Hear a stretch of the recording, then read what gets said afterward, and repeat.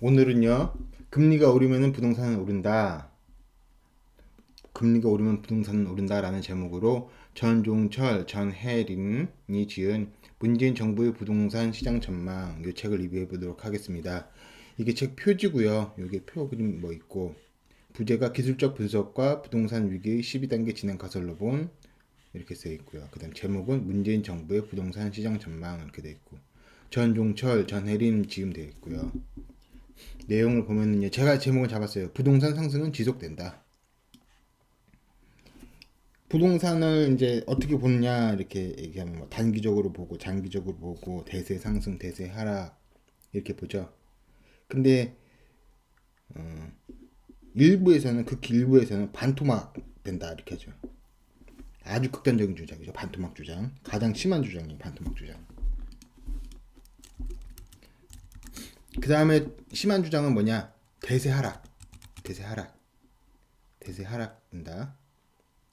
그 다음에 좀 긍정적인 본 입장에는 대세 상승 이렇게 볼 수 있고, 그 다음에 대폭등 이렇게 볼 수 있겠죠. 이렇게 그래서 4단계로 구별할 수 있는 거예요. 4단계로 반토막은 폭락한다는 거죠. 대폭락, 대폭락. 대세 하락, 아니 살짝 하락.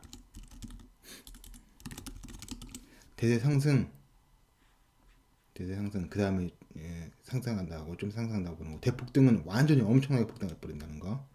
그럼 이분은 어떻게 보고 있느냐? 이제 보면은요. 2000년부터 2017년 현재까지 약 18년간 지속된 부동산 시장의 대세 상승기는 끝났다. 그러면은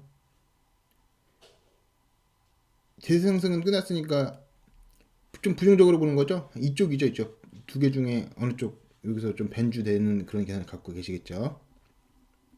이분은 이렇게 보시는 거예요. 이분들은 이제 시장은 그 폭이 어떻게 되든 금리 인상이라는 뺨 한 대를 더 맞으면은 금리 인상이라는 뺨 한 대를 더 맞으면은 결정적으로 조정기에 진입하게 될 것으로 전망이 된다. 금리 인상되면은 조정이 받는다는 거죠. 금리 인상되면은 이번에. 근데 단서를 다셨어요. 단서를 다셨어요. 빠져나갈 구멍을 이제 만드신 건데 일시적으로 풍선 효과에 의해서 파리 대책에서 빠진 지역으로 부동산 자금이 몰리거나 이제 규제 지역에서 빠진 지역으로 자금이 몰렸죠. 또 간헐적으로 투기적 장세가 시현되는 모습을 보일 수 있지만 하지만 조정이라는 큰 틀에서의 추세는 벗어나기 힘들 것이다. 그러면 이 조정이라는 큰 틀은 몇 년을 얘기할까? 몇 년을 얘기할까? 뭐 3년을 얘기할까? 4년을 얘기할까? 이렇게 생각해 볼 수가 있죠. 그러면 또 내용 보면은요. 그러나 약 10년 정도를 가정한 장기적 관점에서의 전망은 상승론에 무게를 두고 있다. 그러면은 10년 정도는 상승한다는 거죠. 10년 정도로 장기적 관점에서는 이게 상승한다는 거죠. 그러면은 장기적이가 아니라 중기적, 단기적은 부정적인 거고 10년 정도의 장기적인 거는 상승론에 있다는 거죠. 그래서 장기적 전망의 상승 요인으로는 지속적인 경제 성장 가능성과 경제가 계속 성장하죠. 그러면서 국민들의 돈도 계속 국민 소득도 높아지죠. 그래서 $10,000일 때 부동산 가격에서 국민 소득 1인당 뭐 3만 달러, 4만 달러 되면은 그때는 부동산 가격이 더 높겠죠, 당연하게. 네, 그런 면이 있다는 걸 지적하시고 또 서울 등 가격 현도 지역의 주택 공급 부족 등을 들 수 있다. 특히 문재인 정부는 집중을 싫어하죠. 집중을 싫어한다. 그래서 서울이든 뭐든 간에 집중되는 거를 사람들이 거기에 몰려 사는 걸 싫어합니다. 그래서 균형 발전, 지역 균형 발전, 균형 발전도 이렇게 흩트는 걸 원한다는 거예요. 다른 지역이 서울이 다 갖고 가니까 다른 지역에도 공공기관을 내려보내서 거기도 먹고 살게 해자. 지역 균형 발전인데. 그래서 이제 세종시 가보면은 세종시 이제 정부 청사가 있죠. 그 정부 청사도 네모 반듯하게 이렇게 해가지고 쭉쭉 올린 게 아니라 흐트러놨죠. 꾸불꾸불하게 이게 집중되는 걸 싫어하는 겁니다. 기본적으로 태도 자체가. 그래서 서울 지역에 공급을 늘리면 서울에 사람들 더 많이 살게 되는 거죠.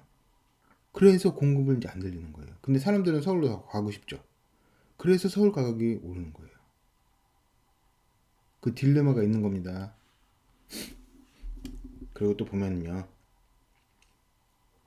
그래서 이제 이 입장을 정리를 하면은 단일하게 정리가 안 돼 있다는 모습을 볼 수가 있어요.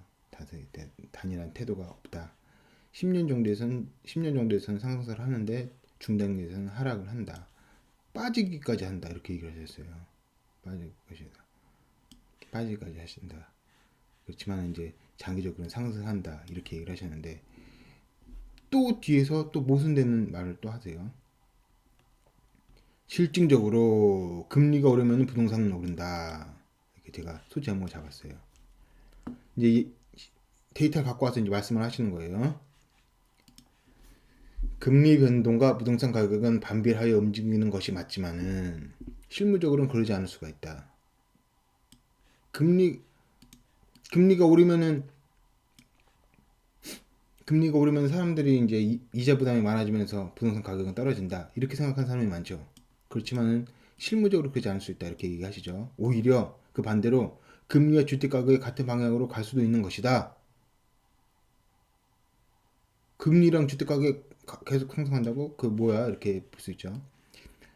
그 내용 끝까지 들어보시면요. 그에 따라서 금리가 상승하는 시기에도 부동산 가격은 하락하지 않고 오히려 지속적으로 상승할 수 있다. 금리가 상승해도 오히려 부동산 가격이 상승할 수 있다. 그러면서 실예를 들어요. 2000년대 두 번의 금리 상승기를 경험한 한국과 미국의 사례가 실증적으로 입증하고 있다. 그러면서 이게 책 뒷표지예요. 그러면 한국 기준금리 이 노란 색깔 있죠. 여기서 올렸죠. 2007년 가운데 해가지고 올랐죠. 금리가. 그때 한국 부동산 주택가격지수 올랐죠? 올랐잖아요. 그죠?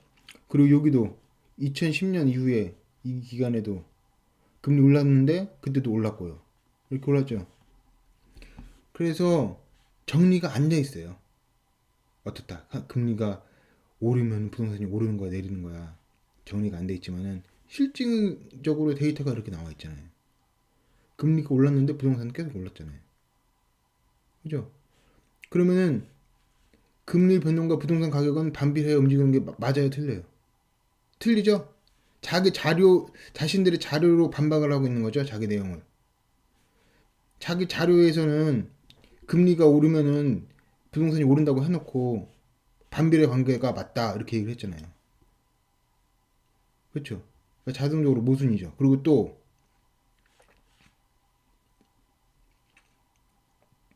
금리 인상이라는 뺨을 맞으면은 조정기를 진입하게 된다. 조정하고 하라. 이렇게 얘기했는데 이게 또 안 맞는 거죠. 그럼 이게 주장이 있고 사실이 있으면은 어느 걸 기준으로 해서 주장을 만들어야 됩니까? 기둥이 있고 지붕이 있으면은 어느 게 기둥이고 어느 게 지붕이에요. 사례, 실질적인 사례, 그게 기둥을 두고 그걸 통해서 주장을 해야 되죠. 그러면은 사례가 금리가 올랐을 때 부동산이 올랐다. 금리가 올랐을 때 부동산이 올랐다. 그럼 이번에 금리가 오르면은 부동산이 오를 것이다. 이렇게 주장하는 게 맞는 거죠. 예측하는 것이. 이 자료가 다 이렇게 있잖아요. 이거 뭐 이 자료도 저번에 제 이전 동영상에서 다 얘기했던 거긴 한데 여기서 또 이제 찾을 수 있는 거잖아요. 그래서 이렇게 비판적으로 읽어야 되는 거죠. 비판적으로 무조건 다 맞다 이렇게 하는 게 아니라.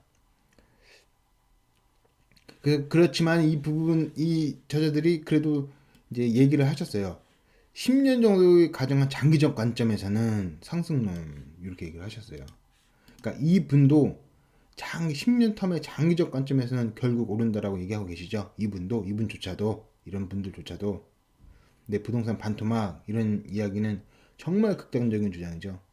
이분은 중단기에서는 이렇게 보고 있어요. 그렇지만은 더 장기적으로 더 장기적인 관점에서는 오른다고 보고 계시는 거예요. 최근에 뭐 금리 인상이란 뺨한 대 맞으면은 최근 자료와 대비되는 주장을 하고 계시지만 장기적인 관점에서는 이제 바르게 보고 계시는 거예요. 이런 분들조차도. 그래서 실증적으로 금리가 오르면 부동산 오른다 이렇게 얘기할 수 있죠. 자료가 다 이렇게 돼 있어요. 이렇게 돼 있고요. 결론을 내리면은요. 한국은 한국은 금리가 올랐을 때 주택 가격도 상승했다. 그것도 2번이나 상승했다. 그래서 이번에도 금리가 오를 경우 상승할 가능성이 많다. 이렇게 되겠습니다. 이상입니다. 감사합니다.